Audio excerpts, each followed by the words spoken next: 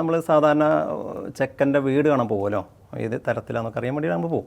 അവർക്ക് നമ്മളെ വീടും കാര്യങ്ങളും കണ്ടപ്പോൾ കുഴപ്പമൊന്നുമില്ല, അപ്പോൾ അങ്ങനെ ചെല്ലാൻ വേണ്ടി പറഞ്ഞു. അങ്ങനെ പോയ സമയത്ത് നമ്മളൊരു മീഡിയം വീടൊക്കെ പ്രതീക്ഷ, പക്ഷേ വലിയൊരു കൊട്ടാരം പോലത്തെ ഒരു വീട്, നല്ല കാറ്, വലിയ സെറ്റപ്പിലുള്ള വീട്. അപ്പോൾ ഞങ്ങൾ കയറുമ്പോൾ തന്നെ അറിയാൻ നടക്കില്ല എന്നുള്ളത്. എന്നാലും കയറിയിട്ട് കാര്യങ്ങൾ ചോദിച്ച സമയത്ത് അവർക്ക് പപ്പടത്തിൻ്റെ പരിപാടിയാണ്.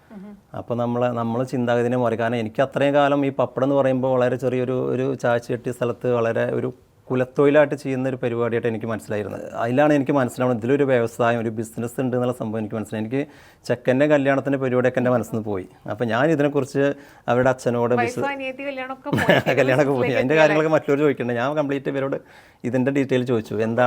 എങ്ങനെ പപ്പടത്തേക്ക് വന്നത്, എന്താണ് പപ്പടത്തിൻ്റെ കൂട്ട്, എന്താണ് സംഭവങ്ങൾ, അവർക്ക് പറയാൻ പറ്റുന്ന കാര്യങ്ങളൊക്കെ കുറേയൊക്കെ കാര്യങ്ങളൊക്കെ അവർ പറഞ്ഞു തന്നു. അവർ അവിടെ നിന്ന് ഡിസ്ട്രിബ്യൂട്ട് ചെയ്യുന്നില്ല.